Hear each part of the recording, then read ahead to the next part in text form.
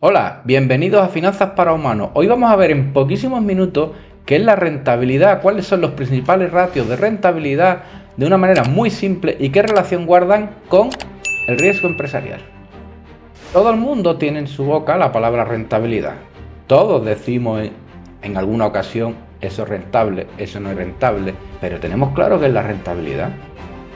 De aquí vamos a salir teniendo claro cómo podemos medir esa rentabilidad desde distintos puntos de vista y a la vez sabremos, y quiero recalcar, que la rentabilidad que es verdaderamente importante en una empresa es la rentabilidad para el accionista, porque sin él no hay empresa. Vamos a por ello.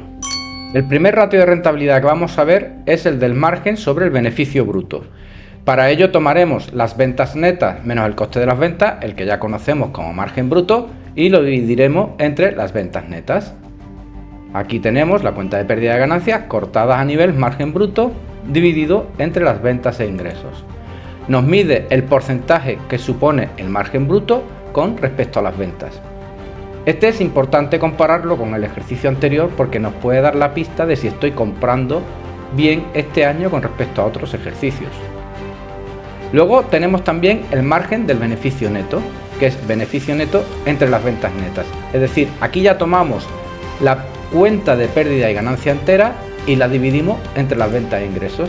Nos mide el porcentaje que supone el margen neto con respecto a la totalidad de ventas. Al final nos puede servir para analizar si los gastos en que hemos incurrido en el ejercicio son mayores que los del ejercicio anterior y hacer comparaciones, porque si a nivel margen bruto tenemos el mismo beneficio, pero sin embargo a nivel resultado neto este ratio es distinto, significará que hemos incrementado gastos.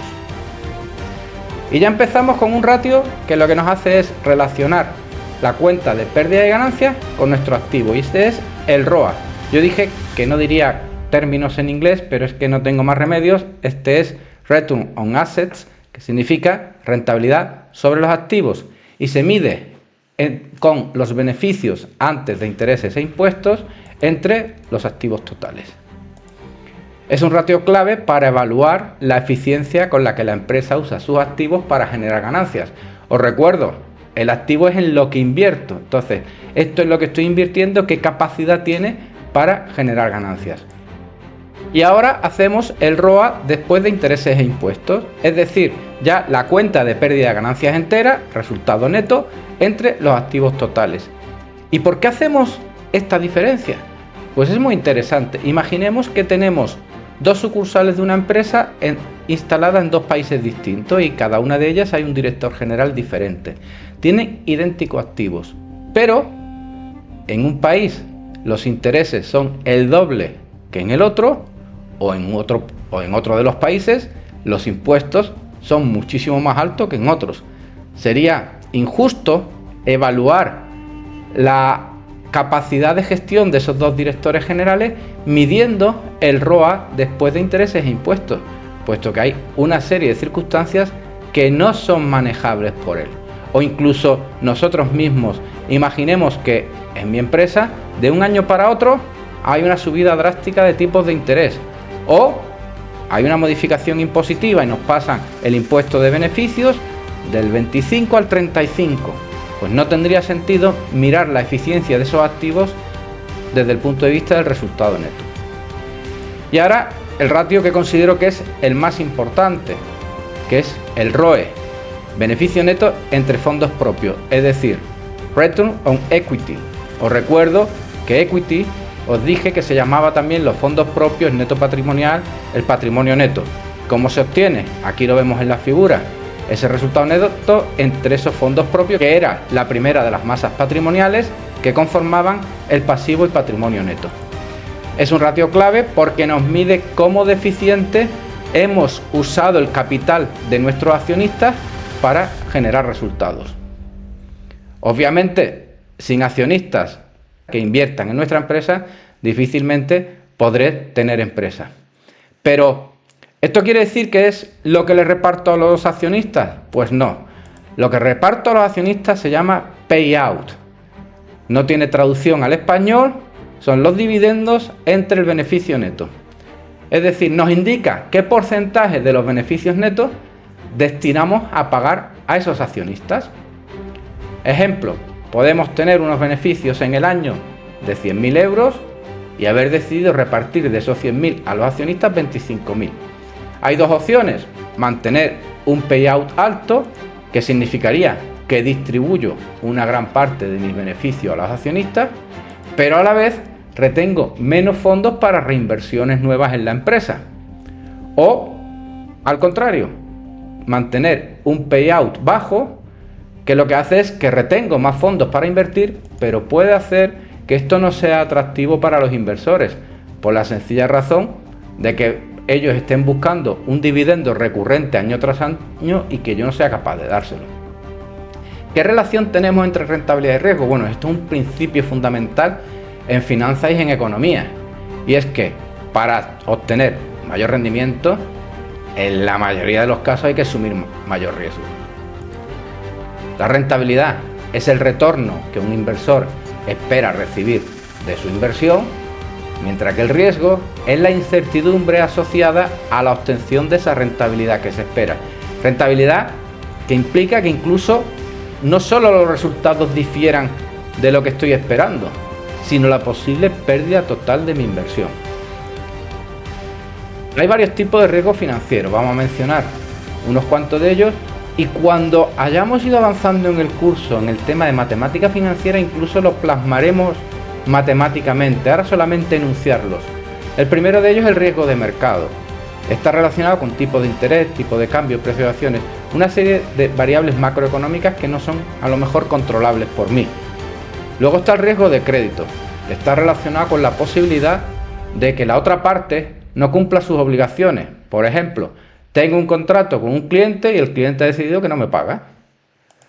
Riesgo de liquidez. Está relacionado con la posibilidad de que yo no pueda cumplir mis compromisos de pago por falta de fondo. A lo mejor quizás porque haya incurrido en un riesgo de crédito y mis clientes no me hayan pagado. Riesgo operacional. Puede haber pérdidas debido a fallos en los procesos internos, a errores de personas o incluso eventos externos. Riesgo reputacional. Es la posibilidad de pérdida financiera debido a un daño a la reputación de la empresa. Imaginemos que tengo una fábrica de coches y estoy fabricando un componente que ha incrementado enormemente la peligrosidad en la conducción.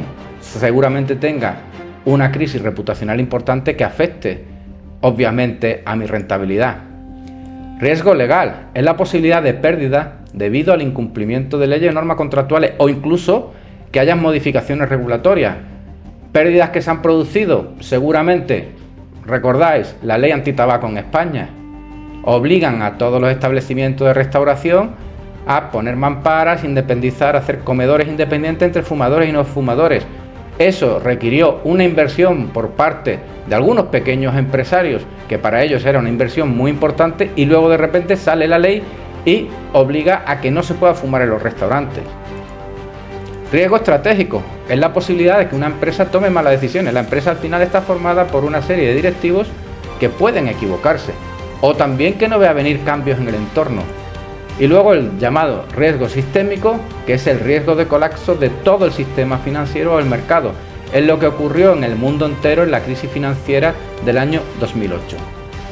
A modo de resumen, hay tres grandes ratios que miden la rentabilidad: el ROA o la rentabilidad sobre los activos, que vemos que se puede calcular antes o después de impuestos; el ROE o la rentabilidad sobre los fondos propios; y el payout, que es la parte de los beneficios que destino a retribuir a los accionistas. A mayor rentabilidad, en la mayoría de los casos es necesario asumir mayor riesgo.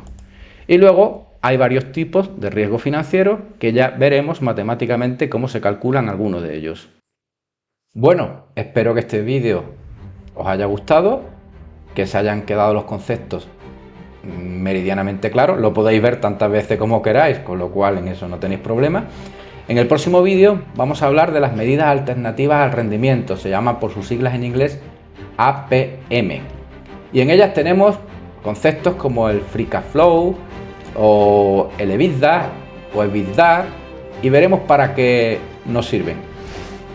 Ya sabes, si te ha gustado, no olvides darle like, compartir y además suscribirte y darle a la campanita. Muchas gracias.